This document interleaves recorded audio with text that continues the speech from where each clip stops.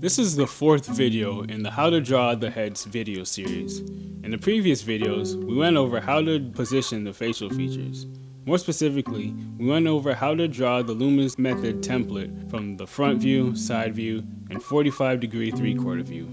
The purpose of the Loomis method is to create basic guidelines for positioning of facial features so that you can have a better understanding of how to manipulate proportions and the positionings of those very same facial features when you're drawing.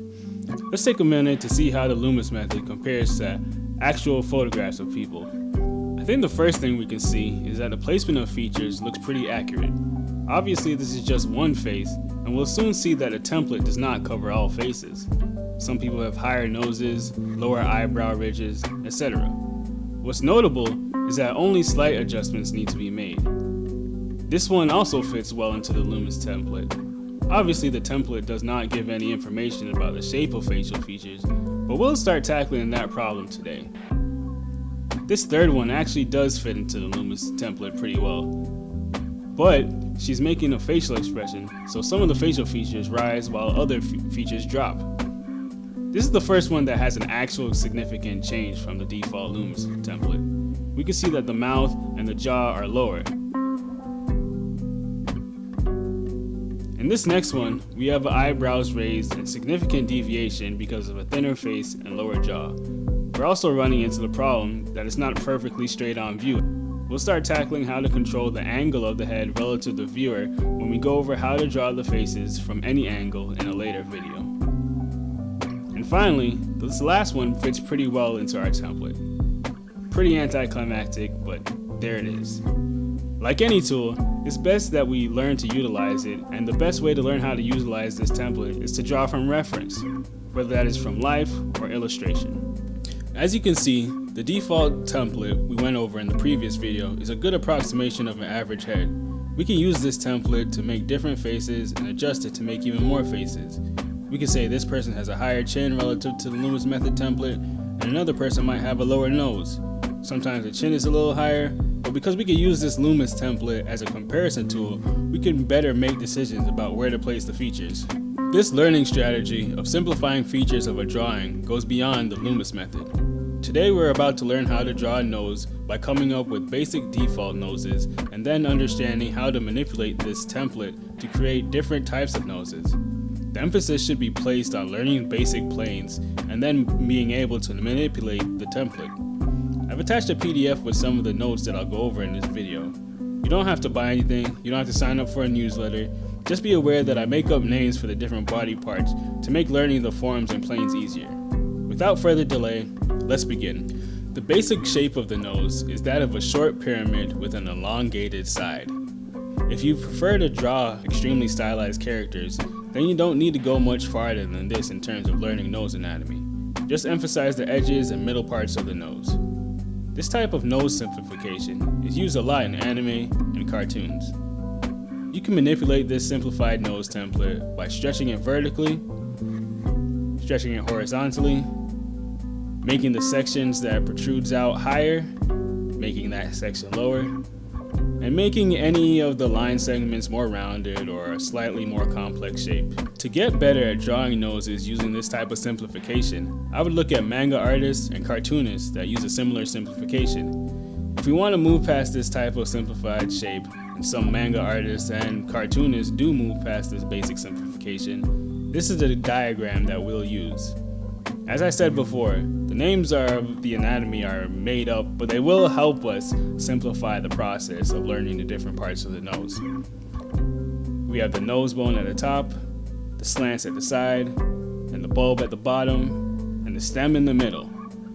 The nose can vary a lot from person to person. In fact, each part of this nose diagram can be manipulated in the same way the simplified version can be manipulated. In other words, you can manipulate it by stretching it vertically, stretching it horizontally, making the sections that protrudes out higher, making the sections lower, making any of the line segments more rounded or slightly more complex, squashing, stretching. Pretty much any way you can think of manipulating this diagram will show up in real life. I would recommend that you take some time to draw this diagram out from the three main angles on your own time. For the rest of this video, I'm going to show you how each part of this diagram can be manipulated and how to use this diagram along with references. Using references is a good idea because it increases your visual library and problem-solving ability when it comes to designing your own characters. We can look at this first reference and see that the nose bone is very narrow.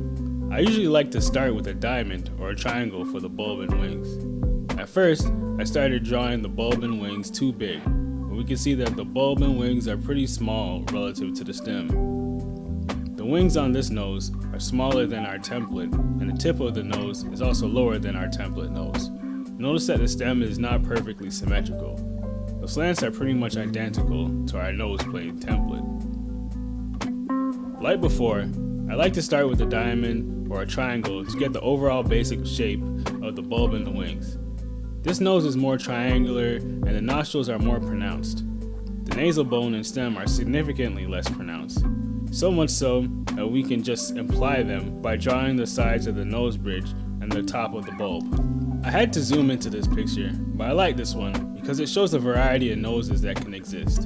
In this example, we'll draw a wide triangle to capture the bulb and the wings.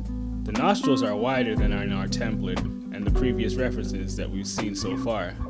Notice that unlike in our template, the bottom of the wings on this nose are lower than the base of the nose. The bulb itself is very round and smoothly leads into the wings. The stem isn't sharp, but we can clearly see it. The same goes for the slants. Just like the front view, we start with a triangle or a diamond to capture the overall shape of the base of the nose and the wings. We can see that the base and the wings have the same vertical position. Also, notice that the part of the nose near the nasal bone and the cartilage has a little hump on it. This is a typical feature that shows itself and it's something you should look for. The slants are the same as what you would expect. It should be noted that the relationship between the shape and positioning of the eyebrow ridge and the nasal bone is important for sizing of different parts of the nose. In this next nose, the nose is a lot rounder at the base. The stem has a subtle rounded hump and the tip of the nose is slightly upturned and the bulb and wings are very round. By now, you kind of get a feel for the process. It's important to draw using a reference so that you can start getting an intuitive feel for the planes and you can start making your own noses. The last nose that we'll go over for the side view is very rounded and very circular. The nostrils are a lot higher than the other references. There's nothing that we can't deal with. Let's handle it in the same fashion that we've been going over. By the way, I don't think I've mentioned it yet, but you can find links to the references that I'm using in this video in the description. We'll move on to the 3/4 view. I'm assuming that you remember how to make the Loomis template from the 3/4 view. If not, I plan on having a PDF cheat sheet like I did for the nose that shows the Loomis method template from the front, side, and 3/4 view, as well as every other angle. The beginning of the 3/4 view is the same as any other view. Remember to take the shape and size of the stem and brow ridge into account when sizing the nose. As usual, we'll start with a diamond or a triangle. This nose is upturned and the nostrils are long and pointed forward. There's not much of a distinct crease separating the planes for the bulb and the wings. This nose starts the same way as the previous one. Notice that the triangle is flatter and the tip of the nose is upward facing when compared to the previous nose. The stem of the nose has a slight hump in it, and the base of the nose is also higher than the base of the wings, similar to the ones that we've seen for the side view. By now, it should feel easy to look at a reference that is either in the front view, 3/4 view, or side view and copy the nose.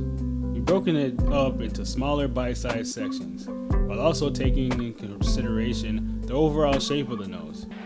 As you continue going through this process of drawing from reference and simplifying forms, you'll increase your visual library and your understanding of how to draw. I intend to do a video about drawing the head from every angle in the future. For now, we'll focus on some of the different parts of the face. The next video will focus on the eyes. These videos have not really been focused on rendering, but after we go over the mouth and eyes, we'll go over how to render. All that being said, if you found this video interesting, don't forget to like and subscribe. And as always, be safe, take care, and later days.